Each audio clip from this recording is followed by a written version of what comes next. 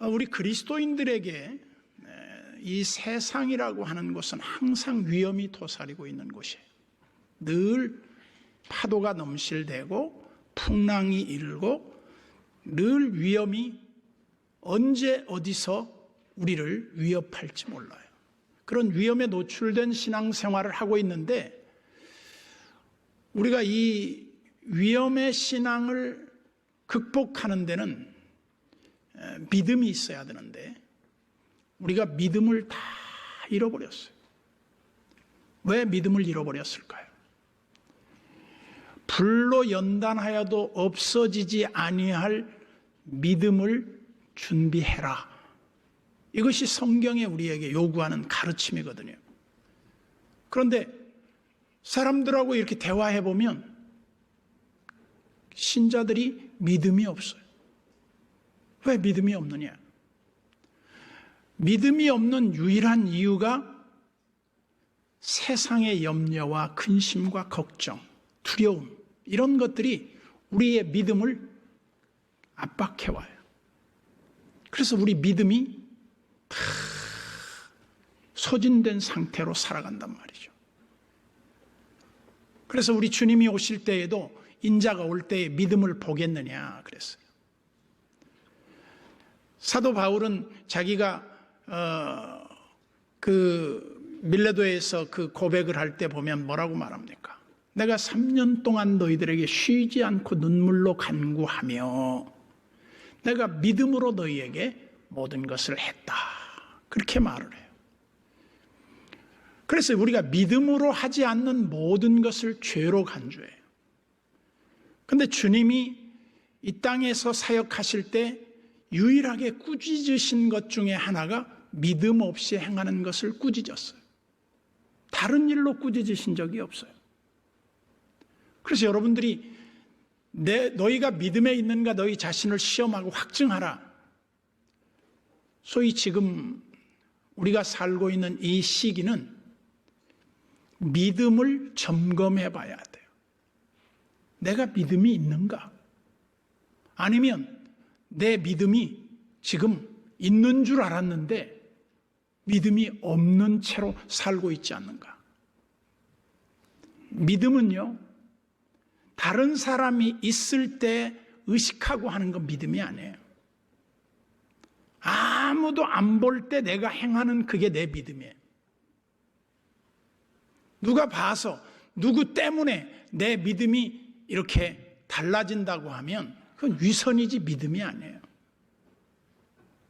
그래서 우리가 믿음을 갖는다고 하는 것은 그 사람에게 자기 스스로에 대한 믿음을 어떻게 증명하는가는 삶으로 말하는 것이지 입으로 말하는 게 아니에요. 그래서 아브라함의 믿음은 어떻게 말했습니까? 그 아들 사랑하는 독자 이삭을 하나님께 드림으로 말미암아 이제야 네가 나를 사랑하는 줄을 알았다. 인정을 한 거죠. 그런데 예수님께서 이 마태복음에 보면 산상수훈의 말씀을 마치신 후에 산에서 내려옵니다. 내려오니 산 아래에는 많은 문제들이 기다리고 있어요. 거기에는 베드로의 장모가 열병으로 누워있죠. 그래서 예수님이 그 집에 신방을 가서 그의 손을 만지시니 일어났다 그랬어요. 우리가 믿음으로 행하고 보는 것으로 행하지 않는 신앙이 중요해요. 네가 이것을 믿느냐? 마음으로 믿어 의에 이르고 입으로 시인하여 구원에 이르게 되느니라. 믿음의 세계가 도대체 뭘 말합니까? 예수 그리스도께서 우리들에게 약속하신 것을 우리가 믿는 거예요. 우리가 신앙생활 할 때 앞뒤 안 맞는 신앙생활 할 때가 참 많아요. 믿는다고 하면서 안 믿는 거예요. 우리가 하나님을 믿는다고 말할 때 뭘 믿느냐 이거예요. 하나님은 선하시며 인자하시며 그 하시는 모든 일이 다 하나님이 실수하지 않으시는 분이다. 이거 믿는단 말이에요. 모든 걸 합력해서 선을 이루시는 분인 것을 다 인정하고 믿어요. 그런데 예수님께서 제자들에게 보고 싶었던 것이 뭐냐면 그때나 지금이나 똑같죠. 믿음을 보고 싶어요. 믿음이 없이는 하나님을 기쁘시게 할 수 없어요. 그래서 하나님께 나아가는 자는 반드시 그가 계신 것과 그가 상 주시는 이심을 믿어야 할지니라. 여러분, 오늘 주님 전에 나와서 예배하는 이 자체가 하나님을 기쁘시게 하는 거예요. 그리고 하나님 앞에 나와서 예배하는 자들에게 예비하신 하나님의 은혜와 복이 준비되어 있어요. 여러분들이 왔다 가는데 그냥 보내는 법이 없다고요. 항상 나는 그래요. 내가 모처럼 만에 아버지 집에 갔는데 아버지가 나를 빈손으로 보내는 적은 없어요. 뭐 자주 가도 아버지는 늘 챙겨주셔. 그게 좋은 아버지예요. 저는 하나님 아버지가 우리가 하나님 앞에 나와서 예배하고 하나님을 진심으로 기쁘게 하고 영광을 주께 돌리는 삶을 살 때 하나님이 그냥 우리를 돌려보내시지 않는단 말이에요. 반드시 우리에게 필요한 선물을 다 예비했다가 넉넉하게 우리에게 주셔. 그래서 우리는 하나님 아버지를 묵상하면 어떤 느낌이 듭니까? 아버지는 내가 아버지 앞에 찾아올 때마다 늘 좋은 것을 준비했다가 아낌없이 주는 나무와 같아요. 내가 필요할 때 하나님은 다 주시는 거예요. 안 주시는 것이 없어요. 그래서 하나님은 선하시며 그 인자하심이 영원하고 하나님이 행하시는 모든 일이 그야말로 신묘막직하다. 하나님의 예비하심과 그 행하심의 모든 타이밍이 정말 기가 막혀요. 그래서 예수님이 산에 내려오시니까 얼마나 많은 사람들이 예수님 앞에로 나왔는지 몰라요. 왜? 그 어려운 풍랑의 인생을 예수님에게 와서 해결받기 위해 왔겠죠.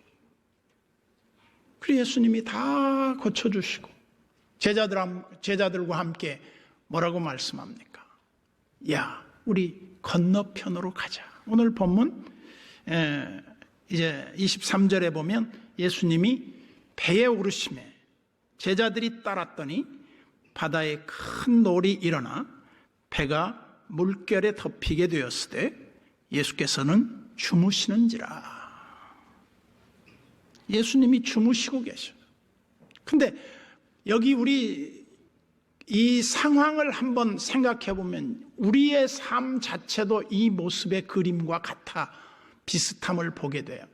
어떤 모습을 띠느냐면 내가 지금 배를 타고 있어요.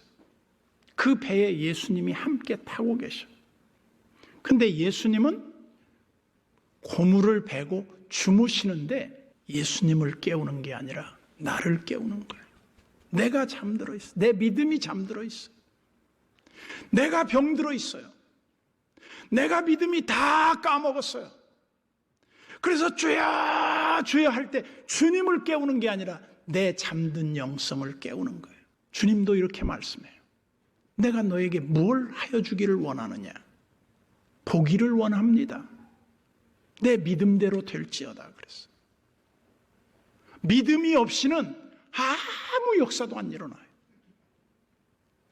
사람은 내가 무엇을 믿느냐에 따라서 그렇게 믿고 그렇게 행동하게 돼 있어요. 그런데 아무것도 안 믿는 사람은 아무 일도 일어나지 않아요. 그래서 우리는 내 속에 하나님의 거룩한 그 꿈을 얼마나 내가 심고 가꾸느냐, 그것까지 도와주시지는 않아요. 그래서 예수님이 배를 타고 제자들과 함께 건너가십니다. 그런데 이 험한 세상, 인력편주와 같은 이 인생의 배를 타고 건너가기 위해 우리가 배에 올랐는데 배가 순탄하게 가는 법은 없어요. 늘 풍랑이 일어나요. 파도가 우리를 넘실대고 덮쳐와요. 여러분, 이 세상이라고 하는 바다가 우리를 쉽게 그렇게 살도록 내두는 곳이 아니에요. 그래서 어떡합니까? 막 우리를 못 살게 굴어요. 그래서 이 풍랑으로 인하여 더 빨리 갑니다. 우리가 여기까지 온 건 뭐 때문이니? 풍랑 때문이었다. 우리 교회 권사님, 김성자 권사님 아들이 있어요. 아들이 있는데 저 미국 LA 쪽에서 멕시코만을 거쳐서 저 뉴질랜드로 해서 저 말레이만 앞으로 해서 우리 한국까지 왔어요. 무동력선 보트를 타고 말이에요. 보통 비싼 보트가 아니에요. 바람을 이용해서 오는 거죠. 근데 이분들한테 물어봤어요. 제일 힘든 게 뭐냐? 태평양을 횡단할 때 우리가 생각할 때는 잔잔한 바다, 풍랑이 일지 않는 바다가 참 좋았을 것 같은데 제일 힘든 게 바람 한 점 없고 풍랑 하나 일지 않고 파도 한 번 치지 않는 그 바다를 건널 때가 제일 힘들었다. 모래밭길을 걸어가는 사람에게 물어봤어요. 여행자에게. 당신을 가장 힘들게 한 게 뭐였습니까? 그랬더니 뜨거운 태양도 아니고 목마름도 아니고 내 신발 속에 들어와서 내 발바닥을 꾹꾹 찌르는 모래알이 제일 힘들었다. 우리 인생이라고 하는 게 그렇습니다. 우리가 생각하는 것처럼 그게 문제가 아니에요. 나를 괴롭히고 나를 힘들게 하는 것들은 오히려 더 다른 것들일 수 있다는 거예요. 그래서 우리는 주가 필요해요. 주님을 믿는 믿음이 필요해요. 그래서 우리 안에 잠들어 있는 예수님을 깨워야 되는데 예수님을 깨우는 게 아니라 나를 깨우는 거예요. 내 믿음을 잠들어 있는 믿음을 깨우는 거예요. 너희가 믿음에 있는가? 너희 자신을 시험하고 너희 자신을 확증해라. 내가 믿음으로 행하고 보는 것으로 행하지 아니했다. 그게 사도 바울의 고백이에요. 그런데 우리는 얼마나 보는 것으로 하고 믿음으로 하지 않는지 몰라요. 거꾸로 사는 거예요. 사도 바울은 내가 믿음으로 하지 않는 모든 것이 죄라고 말을 했고 사도 베드로는 이렇게 말했습니다. 너희 믿음을 불로 연단하여도 없어지지 아니할 금과 같은 믿음을 가져라. 여러분, 금과 같은 믿음이 무엇입니까? 변치 않는 믿음이에요. 제가 늘 말씀드리지만 좋은 교인이 누굽니까? 왔다 갔다 하는 교인이 아니에요. 꾸준하게 정말 자기 길을 가는 교인이에요. 내가 오늘도 우리 교회 역사를 지금 쭉 쓰고 있는데 말이죠. 그 편집하는 인터뷰 하시는 장로님과 권사님이 와서 저한테 질문을 해요. 근데 마침 오늘 누구 얘기를 했냐면 이 방송을 보고 계시겠지만 이양용 선교사님이 어떻게 우리 교회에 왔냐, 최초의 선교사를 어떻게 파송했냐 이렇게 묻더라고요. 내가 이양용 선교사님 만난 게 참 특이해요. 1991년도인지 그때 아마 제가 한가위 때 고향 가는 길에 같은 방향에 같은 이 승합차를 몰고 갔어요. 거기서 만나서 이제 교회차를 몰고 가니까 저도 교회차를 그때 베스타죠, 베스타. 그 본고 나온 다음에 나온 차인데 그걸 몰고 가는 거예요. 가면서 문 열고 하도 차가 막히니까 얘기하면서 가는데 처음 만났어요. 그래서 우리 교회 전도사로 이제 부임하게 됐는데 너무 사람이 착하니까 무능해 보였어. 그래서 전도사님 그만두세요. 그래서 그만두었는데 저 같으면 자존심 상해서 그 교회 나오겠습니까? 안 나왔을 거예요. 근데 이양용 선교사님은 전도사에 잘려갖고 집사가 돼서 우리 교회 1년 동안 차량 운전하고 새벽기도 한 번 안 빠지고 계속 봉사를 하는 거예요. 그래서 그 이듬해 다시 전도사 임명을 받았어요. 그리고 8년을 더 봉사하고 10년째 될 때 선교사 최초로 우리 교회에서 파송을 했는데, 제가 그런 말을 했어요. 선교사님이 나가서 선교하는 것은 내가 나가서 선교하는 것을 대신하는 거라고 본다. 그 대신 내가 이 교회 목회하는 동안 내가 선교사님의 모든 것을 책임져 주겠다. 책임지겠습니까마는 그만큼 귀하게 본 거예요. 오늘 우리가 살아가는데 우리는 믿음으로 행한다고 하는 게 무엇입니까? 그냥 기분으로 하고, 그냥 내 느낌으로 하고, 내 경험으로 하고 하는 게 믿음이 아니에요. 하나님이 기뻐하시는 일을 우리가 찾는 거예요.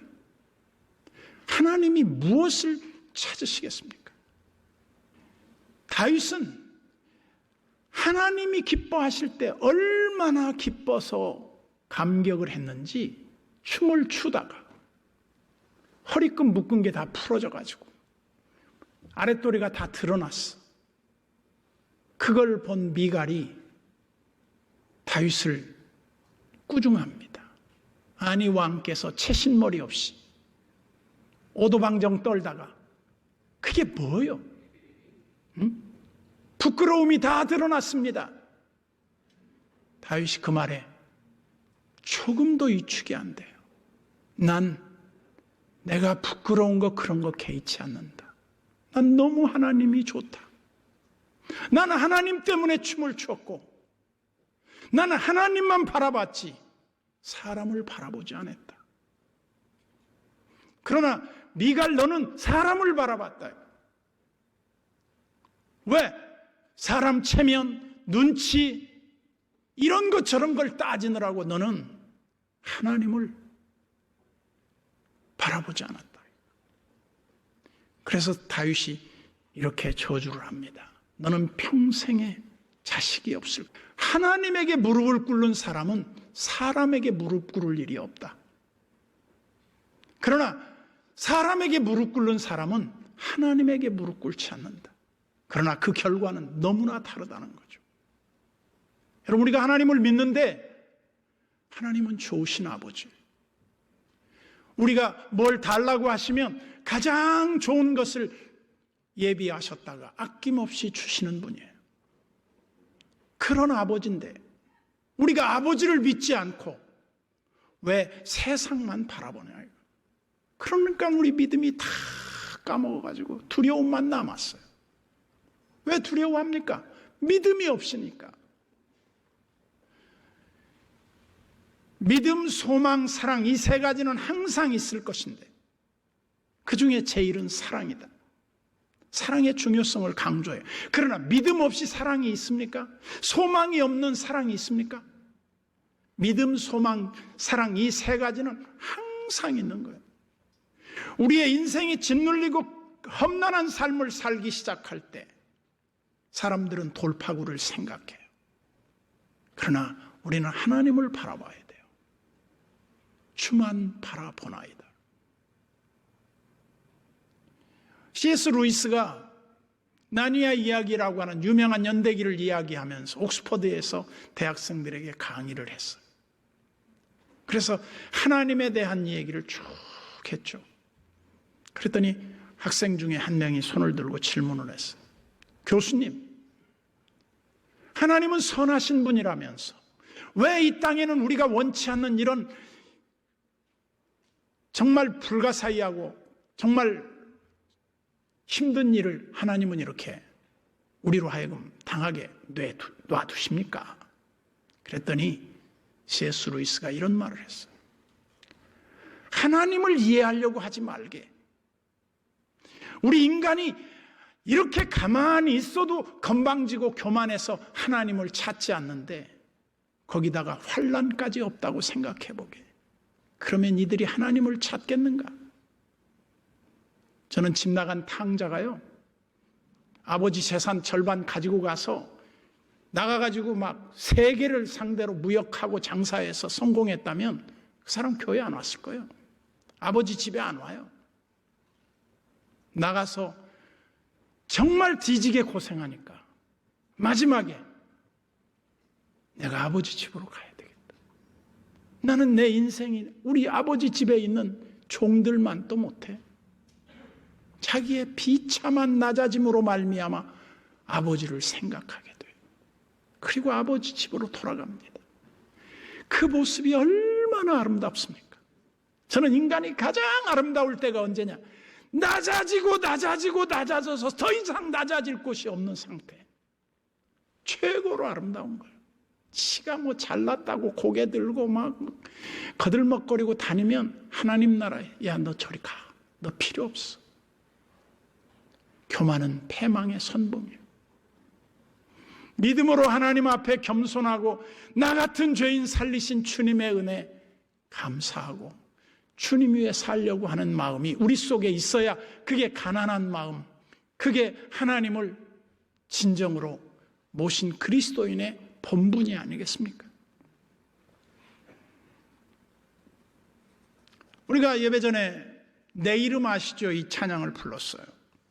이 토미 워커라는 사람이 작사 작곡한 노래인데 참 아름다운 노래 가사 말이에요. 제가 이 노래를 부르면서 많이 울었어요. 내 이름 아시죠? 내 모든 생각도 아바라 부를 때 그가 들으시죠. 그는 내 아버지, 난 그의 소유. 참 감격적이에요. 나같이 보잘것없고 쓸모없는 인간을 하나님이 기억해 주셨다. 얼마나 감격적인 일이에요. 내 이름을 불러주셨다. 그래서 우리가 주님 앞에 받은 은혜가 크다. 그 감격의 눈물을 흘려보지 않은 사람이 있다면 그건 그리스도인이 아니에요. 근데 그 믿음이 지금 다 어디 갔냐 이 말이죠. 너 믿음 다 어디다 까먹었어?